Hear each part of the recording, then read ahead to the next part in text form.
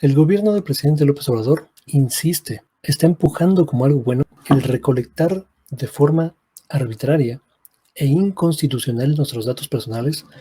Ya no hablemos de nuestra dirección, de nuestro domicilio, que podemos cambiar con diferentes grados de dificultad, pero por lo menos no es algo inherente a nosotros, no es algo intrínseco a nosotros.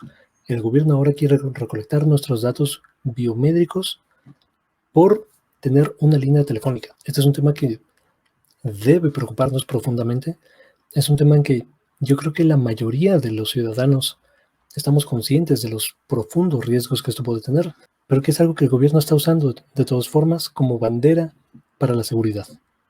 Ellos dicen que a través de esto van a poder desmantelar redes criminales, van a poder desmantelar cárteles, van a poder desmantelar redes de corrupción, de hostigamiento. Vamos a ver qué tan cierto es esto. Esta es la presentación que se hizo hoy por la mañana.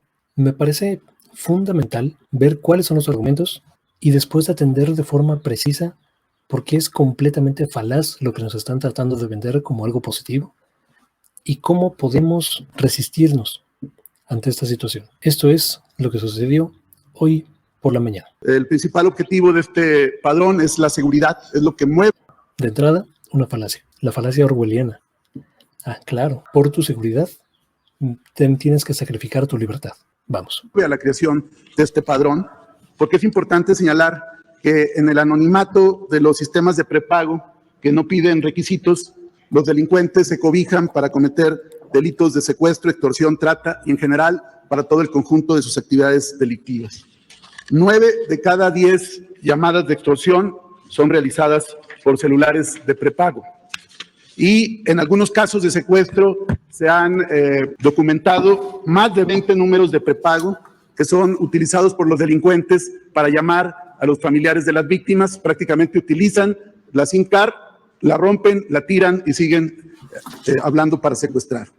Junto a las armas aseguradas a los delincuentes en diferentes operativos, es común, como aquí se aprecia en la gráfica, encontrar las tarjetas SIM card que son utilizadas para comunicarse entre ellos.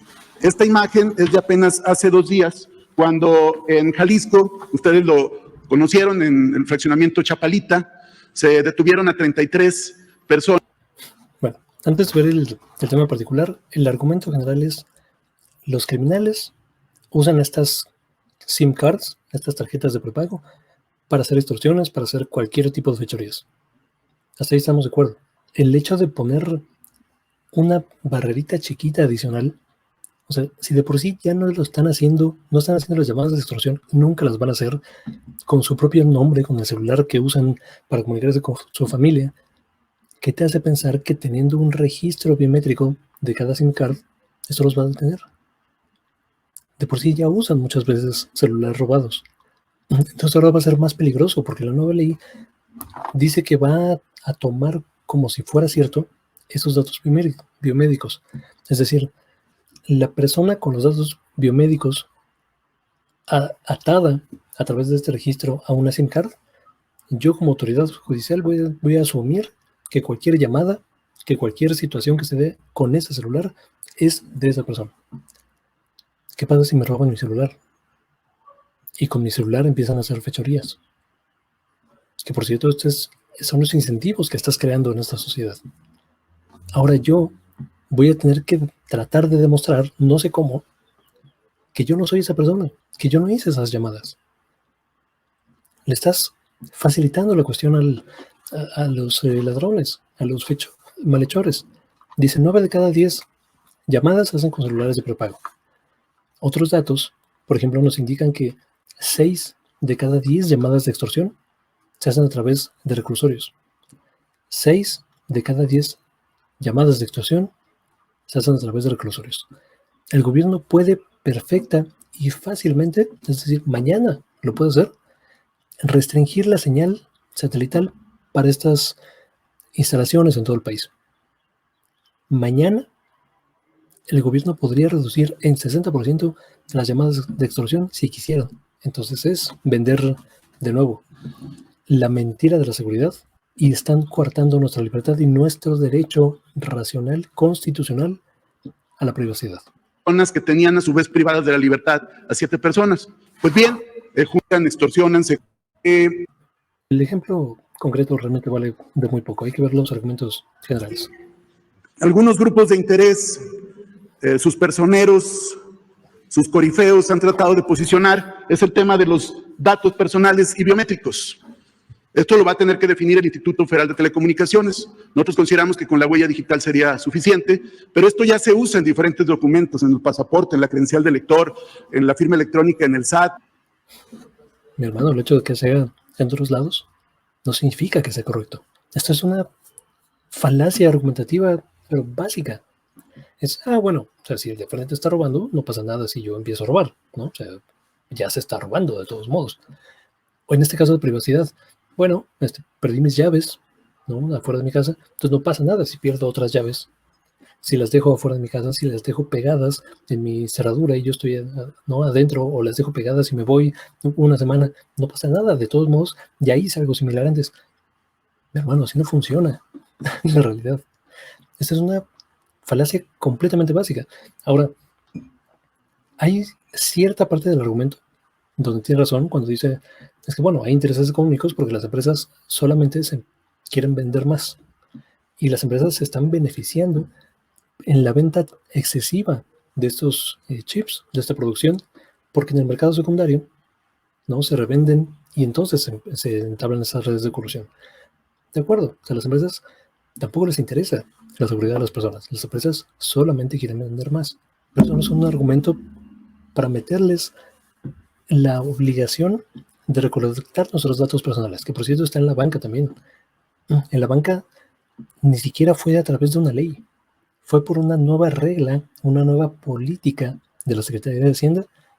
Ahora tienen que recolectar los datos biométricos. ¿Quién votó por esa situación? ¿Cuándo escuchaste al presidente López Obrador como lema de campaña? Cuando yo llegue a la presidencia, voy a recolectar todos sus datos biométricos para que puedan tener un celular. ¿Perdón? O sea, esto es un contrasentido a la democracia. En gestiones ante el IMSS, pero no solo en organismos públicos, se utiliza en los bancos. Siguiente, por favor. Y se utiliza en un conjunto de aplicaciones o tiendas departamentales. Incluso hoy las telefónicas piden los datos personales para los sistemas de renta fija. ¿Pero por qué esta oposición tan fuerte? Pues porque hay quien defiende un modelo de ventas y nosotros defendemos un modelo de seguridad. Otra falacia. Aquí está haciendo la falacia del falso dilema. Clarísimo falso dilema. O se mantiene el status quo donde las redes empresariales y las empresas de telecomunicaciones venden a discreción y maximizan sus ventas sin ningún tipo de preocupación por la seguridad de la población, o nosotros como gobierno empezamos a recolectar los datos de todo mundo y con eso, ¿no?, a ver qué pasa. O sea, y ya con eso vamos a vender esa seguridad. Mi hermano, hay decenas literalmente de acciones más efectivas que el gobierno puede hacer si realmente el objetivo es enfrentar estos temas, estas redes de corrupción que no tienen que ver con la recolección ilegal de nuestros datos. Y de nuevo, está usando, bueno, es que ya lo hacen los bancos, ya lo hacen las aplicaciones. Mi hermano, no lo tendría que hacer nadie. Esta es la frontera, es una de las fronteras de los reclamos sociales que tendremos que vivir en los próximos años. La recuperación de la potestad de nuestros datos personales. Hoy en día, la jurisprudencia, digamos, el lugar común, el estado del arte, cómo se maneja esta situación, es que quien pone la plataforma es dueño de los datos. Si Uber es la plataforma que recolecta los datos que tienen los servidores, entonces Uber es el dueño. Si Facebook recolecta los datos, Facebook es el dueño.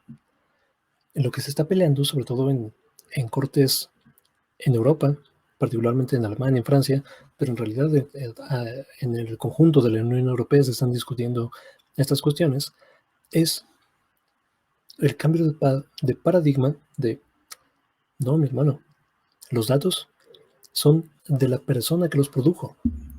Tú puedes ser dueño del usufructo de esos datos como plataforma, pero el dueño real son las personas. Pongamos el caso de algo bien concreto, una plataforma en línea.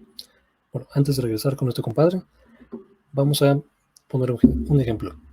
Yo hice una compra de zapatos, ¿no? en Amazon. Entonces, yo confié en esa plataforma, le dije mi preferencia de zapatos, le dije mi talla, le dije mis datos bancarios, le dije mi dirección, mi ubicación, específicamente para esa compra. ¿Cuánto es el tiempo razonable que Amazon pueda retener esa información? ¿Un día? ¿Una semana? ¿En lo que llega el paquete? ¿Un mes para hacer algún tema de reclamación? ¿Un año por cualquier cosa extraordinaria que pueda suceder respecto a esa transacción? Un año me parece excesivo. Pero el estado del arte es, Amazon tiene derecho de retener esa información y venderla como le plazca por el tiempo que le plazca, de forma indefinida. Eso no es para nada razonable. Son mis datos que yo le confié para una transacción en particular. No para que las venda como quiera, no para que me bombardee con promociones, con ofertas, que le venda mi información a otras aplicaciones para que otras aplicaciones me bombardeen con información similar. Eso ya no es razonable. Entonces, bueno, regresamos, ya casi terminamos, estamos cerrando los argumentos y vamos a cerrar sobre todo con el comentario de qué podemos hacer como individuos y como sociedad ante este atropello material de nuestros derechos fundamentales. También es importante señalar que 155 países tienen ya registro obligatorio de teléfonos móviles. Y hablamos de países de diferente índole y naturaleza política, ideológica o geográfica, tales como India, Japón, Alemania, Francia, Singapur, Italia, China, España, Perú, Argentina y Bélgica. Esa es la falacia ad populum. Es decir, es que muchos países lo hacen, por lo tanto, es normal que nosotros lo hagamos. Es completamente absurdo, porque esto en cualquier punto de la sociedad, de la historia de la humanidad, se puede usar para justificar cualquier tipo de acciones, de facultades, de atrocidades históricas. En algún punto de la historia pudiste haber dicho, es que en la mayoría de países del mundo hay esclavos. O sea, ¿qué quieres que yo no tenga esclavos? Voy a ser el único pendejo, el único país que no tenga esclavos, que no promueve esclavos. Es que todos los países del mundo prohíben que las mujeres voten. O sea, yo voy a ser el país que les diga que pueden votar a las mujeres. ¿Cómo? ¿Qué van a decir los demás? O sea, ¿me explico? Este es el mismo razonamiento. Entonces, no es motivo de orgullo o de tratar de estar a la altura de los otros países. Es que los otros países también recopilan datos de forma sistemática de sus personas, que por cierto, al grado tienen registro de teléfonos. Esta también es otra falacia que hizo, la falacia de equivalencia. Lo que está diciendo es 100 y pico de países tienen registro obligatorio de teléfonos móviles. Registro obligatorio. Es una cosa aquí, etérea, pero lo que está en la ley es recolección de datos biométricos. Eso no lo tienen los 135 países. Solamente es un puñado de países. Y además, no países muy abiertos, muy democráticos, que digamos. Estamos hablando de China, estamos hablando de Venezuela y estamos hablando... Híjole, son como 3 o 5 otros países que están recolectando datos biométricos. Entonces, un registro obligatorio de celulares no significa necesariamente recolectar datos biométricos para ello.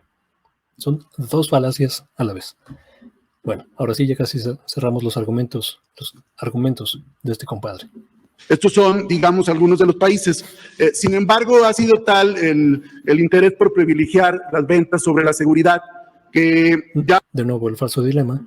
A un juez a modo, un juez por encargo, el juez Gómez Fierro, que es el que utilizan siempre los grupos de interés cuando hay un interés en contra de la reforma eléctrica, ahora contra la seguridad, es un juez de contentillo que actúa de queda bien, y este juez, pues sin... Digo, ¿está ahí todo bien? Nosotros en ese espacio hemos criticado este tipo de justicia a modo, justicia por contratación, y no vamos a hacer el espacio que defienda al juez Gómez Fierro. Pero bueno, hay algo interesante que decir de estas situaciones. Todavía publicarse los lineamientos que va a emitir el Instituto Federal de Telecomunicaciones, que tiene 6 meses, ya otorgó de manera frívola una suspensión provisional, que evidentemente se va a combatir, pero en su afán de andar de queda bien, confunde lo que es la geolocalización de donde surge la llamada con quién está de titular de la línea telefónica, que es lo que nosotros queremos. Es decir, que ya los delincuentes no se escuden en el anonimato que propician los sistemas de prepago. Y por eso vamos a seguir defendiendo este padrón, porque es por la seguridad. Ojalá hubiera jueces que defienden al pueblo con esa celeridad, con esa rapidez, y no jueces a modo como el que estamos señalando. ¿Sería cuánto? Estos son el último argumento que vamos a atender y que no necesariamente vamos a refutar, porque tiene razón que hay justicia a modo. Tiene razón que hay jueces federales comprados por las grandes corporaciones. El más famoso últimamente es este personaje Gómez Fierro, que antes que le pidan los amparos, las grandes corporaciones ya están servil que ya los tienen listos.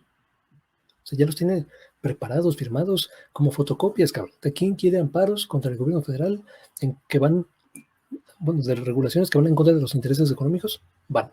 Amparos para todos. Como Oprah, ¿no? Amparos para ti, amparos para ti, amparos para todos. Esto es un análisis correcto del sistema judicial mexicano. Justicia para quien tiene lana, para quien tiene influencias y para quien puede comprar a los jueces, como lo vimos en el caso de Ancira el día de antier.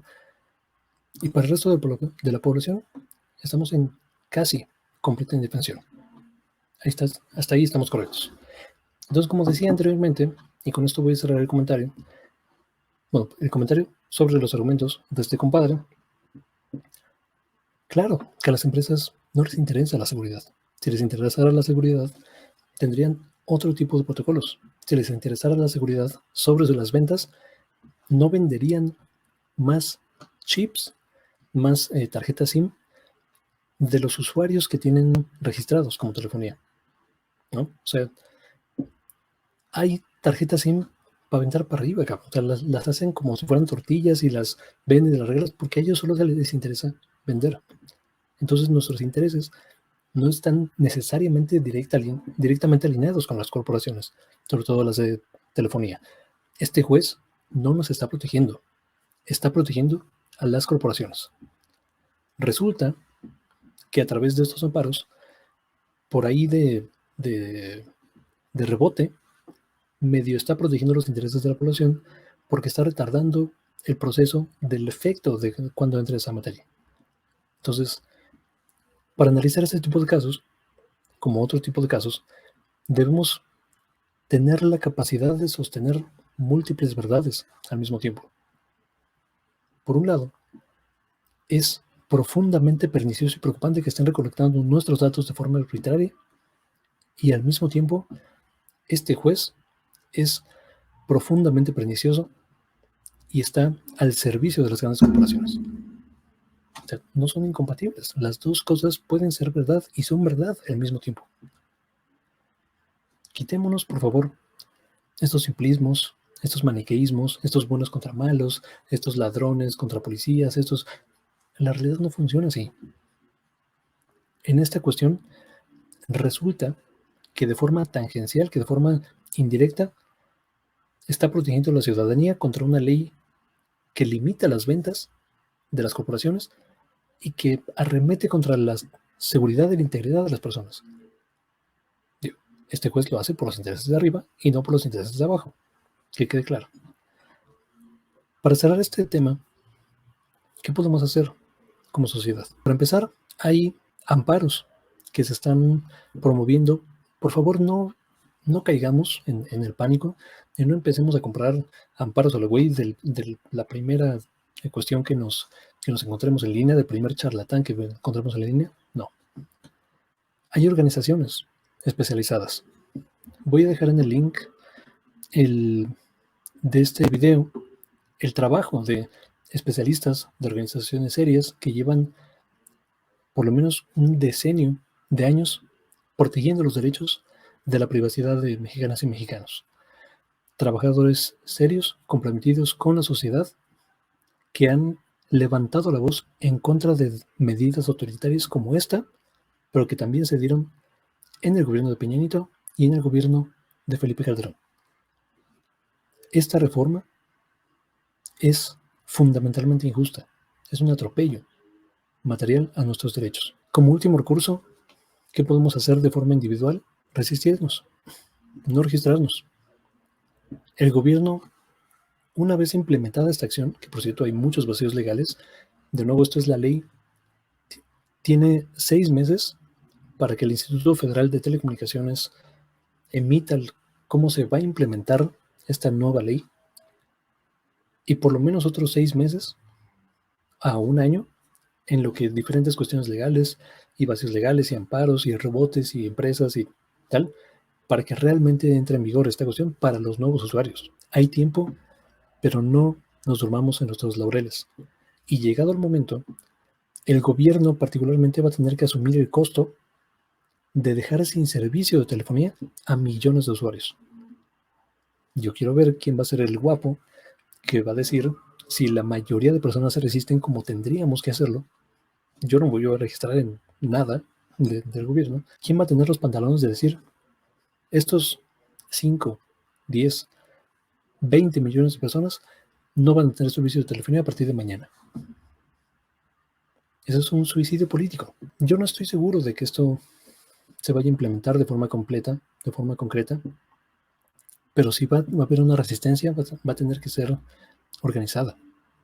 Y si no se va a implementar, va a tener que ser por el apoyo y la participación concreta, metódica, sistemática, de miles, probablemente millones de personas en este asunto, porque este ni siquiera no es una cuestión popular, pues.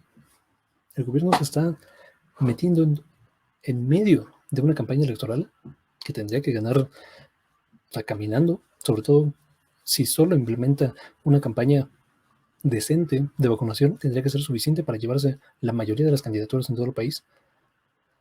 Pero se está metiendo en estos temas escabrosos que para mí, y esta es una hipótesis, no estoy dentro del gabinete de seguridad, no sé lo que pasa en esa cuestión, pero para mí que el gabinete de seguridad le está vendiendo esta idea de securitización al presidente López Obrador como una forma de justificar el fracaso rotundo de la implementación de la misma estrategia de seguridad que se lleva implementando desde Calderón. Pensemos, no se está modificando sustancialmente en temas de seguridad. Al contrario, se sigue militarizando el país.